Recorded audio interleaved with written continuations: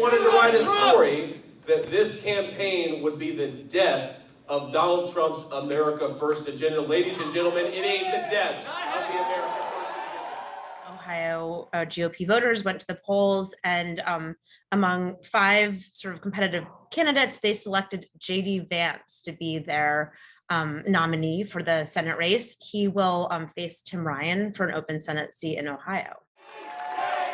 Come forward. I want to pick somebody that's going to win, and this man is going to win. Come on.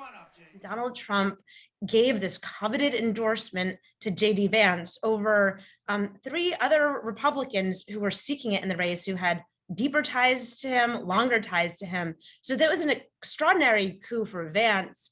But it also shows the strength of Trump, that he was able to lift up this candidate because his endorsement dramatically shifted the race, shook it up, and put Vance ahead. The endorsement of Donald J. Trump for my Senate candidacy in Ohio. The president loves this state. This state loves the president. It certainly says a lot for Trump's influence. I mean, this is not, J.D. Vance was not the obvious pick for him. He went out, Trump went out on a ledge to pick Vance. There was a lot of blowback in his circles for doing so. But so it shows that Trump has considerable sway over his electorate. But it also gives you a sense of where Trumpism is going. I'm sick of Joe Biden focusing on the border of a country I don't care about while he lets the border of his own country become a total war zone.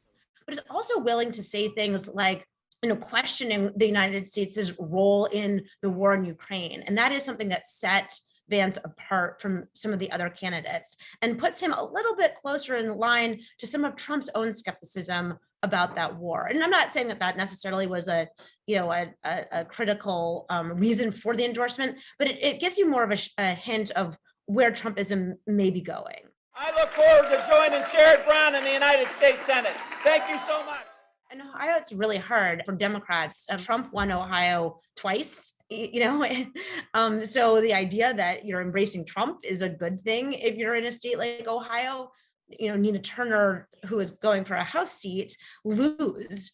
And she's somebody who has been sort of like the Bernie wing of the party. So on the Democratic side, you don't have that same kind of energy behind the base that you do on the Republican side. The other kind of interesting Republican race is this House candidate who raised, I believe, $20,000 or $25,000 to bring Republicans to DC on January 6th.